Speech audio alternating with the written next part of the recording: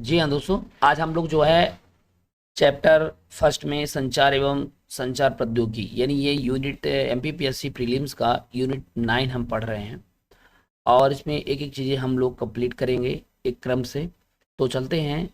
सबसे पहले अपन देखेंगे कि भैया ये सूचना एवं संचार प्रौद्योगिकी है क्या।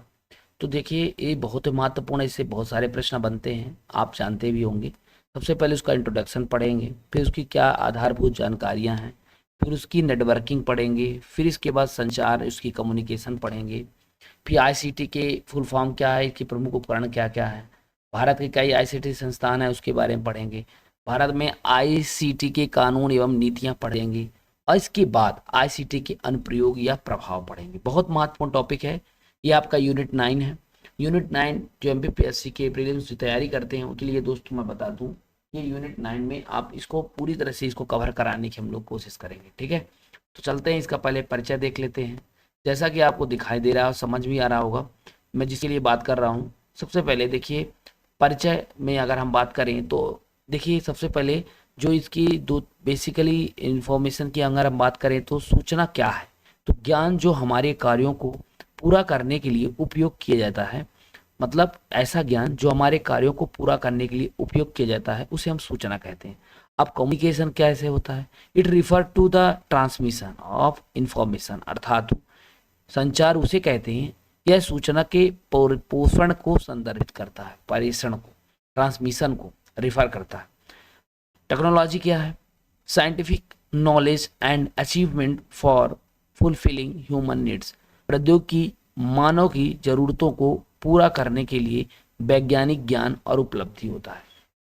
देखिए मानव की जरूरतों को पूरा करने के लिए ना हमें कुछ साइंटिफिक चीज़ों को भी जानना बहुत ज़रूरी है, तो वो भी एक तरह से टेक्नोलॉजी के अंतर्गत है, हम पढ़ते हैं।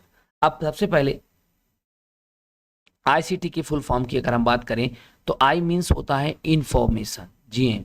सी मीन्स होता है कम्युनिकेशन, टी मीन्स होता है टेक्नोलॉजी। आईसीटी सूचना और संचार प्रौद्योगिकी, इसको हिंदी में बोलते हैं। चलते हैं दोस्तों, इसको आगे बढ़ाते हैं।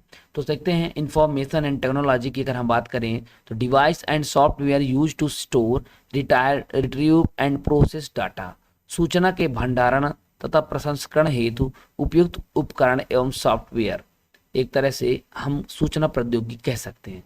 सूचना के भंडारण तथा प्रसंस्करण हेतु उपयुक्त उपकरण एवं सॉफ्टवेयर, जो हम टूल्स यूज होते हैं और जो हम सॉफ्टवेयर यूज करते हैं, तो उसके लिए उसे हम सूचना के भंडारण के लिए और प्रसंस्करण के लिए जो हमें उपकरण यूज होते हैं, जो हम सॉफ्टवेयर यूज करते हैं, उसे हम सूचना प्रौद्योगिकी या हम इंफॉर्मेशन टेक्नोलॉजी के बारे में जानकारी रखना चाहिए। और हम समझते हैं कम्युनिकेशन टेक्नोलॉजी क्या है, संचार प्रौद्योगिकी। सूचना प्रौद्योगिकी समझ में आ गया। Electronics systems and devices such as computers, telephones, radio etcetera use for communication, संचार के लिए उपयोग किए जाने वाले इलेक्ट्रॉनिक सिस्टम और उपकरण जैसे कंप्यूटर, टेलीफोन, रेडियो आदि एक्सेट्रा। अब आईसीटी का फुल फॉर्म जान चुके इन्फॉर्म। अब आईसीटी का अगर हम बात करें तो इसमें क्या है फुल फॉर्म में बताइए। अभी हमने बताया information communication and technology, all in communication technologies including the internet, phones, computers and tools that enables users to access, retrieve, store and transmit information। Internet, phone, computer सहित सभी संचार प्रौद्योगिकी जो उपयोगकर्ताओं को जानकारी तक पहुंचाने, पुनः प्राप्त करने, स्टोर करने और संचारित करने में सक्षम बनाती है आईसीटी, ठीक है। ये सारा चीजें काम आईसीटी का काम होता है।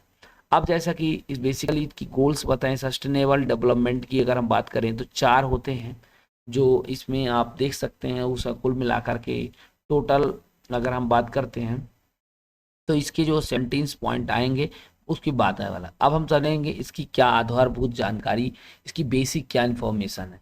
तो मेजरमेंट यूनिट्स को देखें तो जैसे कि इसमें अभी हम क्या क्या पढ़ने वाले हैं। सबसे पहले इसमें देखेंगे इसकी क्या क्या ग्लेसरी है, क्या क्या। पहले तो इसका हम पढ़ेंगे मापक इकाइयाँ। फिर दूसरे नंबर में जो हम पढ़ने वाले आवृत्ति एवं तरंग दैर्ध्य, फ्रिक्वेंसी क्या है और वेव लेंथ क्या है। इसके बाद बैंड विथ या बॉर्डर दर, यानी band with and border rate शब्दावली। इसके बाद लास्ट में हम ग्लॉसरी पढ़ेंगे, ठीक है। आधारभूत जानकारी में इस तरह 4 पॉइंट में हम डिवाइड करेंगे। सबसे पहले अपन जैसा एक आपके चार्ट देखने को मिल रहा होगा, 8 बिट बराबर 1 बाइट, 10 से 24 बाइट बराबर 1 किलो बाइट, 10 से 24 KB बराबर 1 मेगा बाइट, 10 से 24 MB बराबर 1 गीगा बाइट, 10 से 24 GB बराबर 1 टेराबाइट, 10 से 24 TB बराबर 1 पेंटाबाइट, 10 से 24 PB बराबर एक्साबाइट, 10 से 24 EB बराबर जेटाबाइट, 10 से 24 जेटाबाइट बराबर 1 योटाबाइट, और वो 10 से 24 योटाबाइट बराबर 1 ब्रोनोटोबाइट, और 10 से 24 ब्रोनोटोबाइट बराबर 1 जियोबाइट। तो ये सारा यूनिट जो आपके सामने बताया गया, इसको बार बार पढ़ेंगे तो जरूर याद हो जाएगा दोस्तों। अब हम थोड़ी इसकी आवृत्ति के बारे में पढ़ेंगे। जी हाँ दोस्तों, फ्रीक्वेंसी क्या है? जैसा कि आप जानते हैं कि the number of oscillation of wave per unit time beings, किसी कण द्वारा 1 सेकंड में किए गए कंपन की संख्या को हम फ्रीक्वेंसी कहते हैं। जैसे अगर ये यहाँ पे है, एक पास नीचे ऊपर संगर्त में 1 मिनट में जितनी बार ये करेगा उसकी फ्रीक्वेंसी होती है। ठीक है, इसी कण द्वारा मापक इसकी यूनिट हर्ट्ज होती है। इसमें ह्यूमन कैन बियर, इनकी कितनी तक में आदमी सुन सकता है, तो 20 से लेकर 20,000 हर्ट्ज तक है। अल्ट्रासाउंड विथ ये frequency over the human ears range, लगभग 20,000 से ऊपर की ध्वनियाँ। और इंफ्रासाउंड जो होता है, साउंड विथ ये frequencies less than audible range, 20 hertz से कम की ध्वनि। तो इंफ्रासाउंड किसे कहते हैं? 20 हर्ट्ज से कम।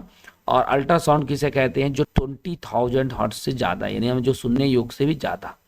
ठीक है, चलिए, एक पुरुष की आवाज़ की आवृत्ति लगभग 300 से 400 हर्ट्ज तक तथा महिला की आवृत्ति 500 से लेकर 700 हर्ट्ज तक होती है। तभी आदमी महिला की जो आवाज़ होती है वो पतली होती है, और पुरुष की अपेक्षा आवाज़ जितनी पतली होगी आवृत्ति उतनी ही ज़्यादा होगी। आज की बात जान लीजिए।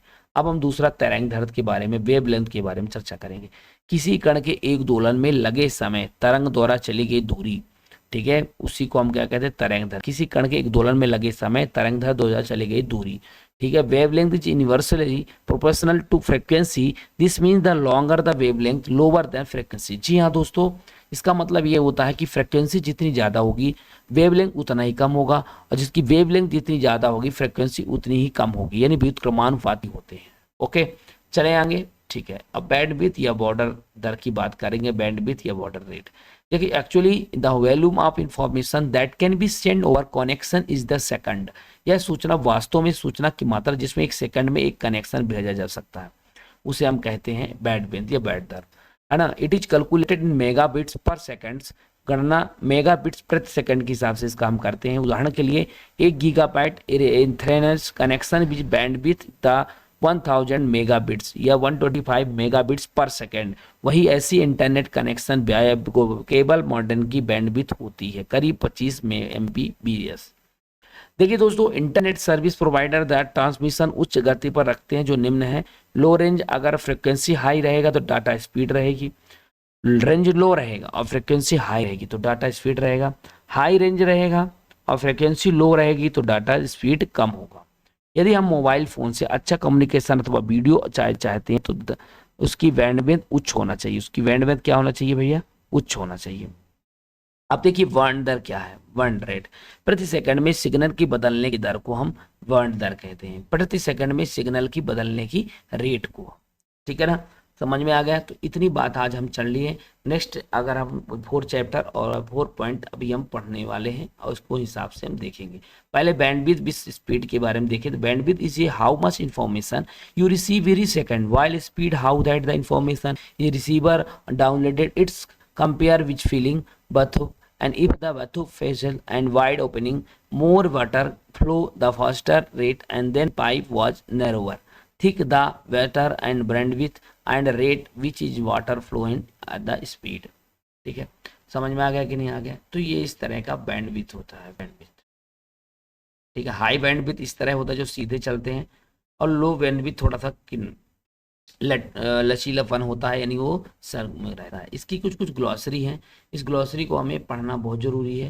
देखिए इसकी क्या क्या ग्लॉसरी है। पहले इसके चैनल के बारे में जानिए। एक ऐसा भौतिक माध्यम जो विरसित अभिग्राही एक दूसरे को संयोजित करता है, ठीक है, उसे चैनल कहते हैं। प्रेषित ट्रांसमीटर, एक इलेक्ट्रॉनिक उपकरण जो एंटीना के साथ रेडियो तरंग उत्पन्न करता है।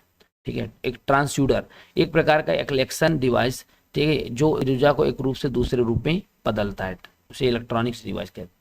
प्रवर्धक एम्पलीफायर इलेक्ट्रॉनिक युक्त जो किसी संकेत शक्ति को बढ़ा देता है, ठीक है, उसे हम एम्पलीफायर कहते हैं। जैसे देखिए इनपुट आउटपुट मिला, एम्पलीफायर बढ़ा देने से देखो पहले ये छोटा था इसकी वेवलेंथ, अब देख रहे हैं इसकी वेवलेंथ बड़ी हो गई है। अब इसी तरह इलेक्ट्रॉनिक सिग्नल में यही प्रोसेस चलता है। दोस्तों कैसा लगा जरूर बताइएगा, तब तक के लिए धन्यवाद।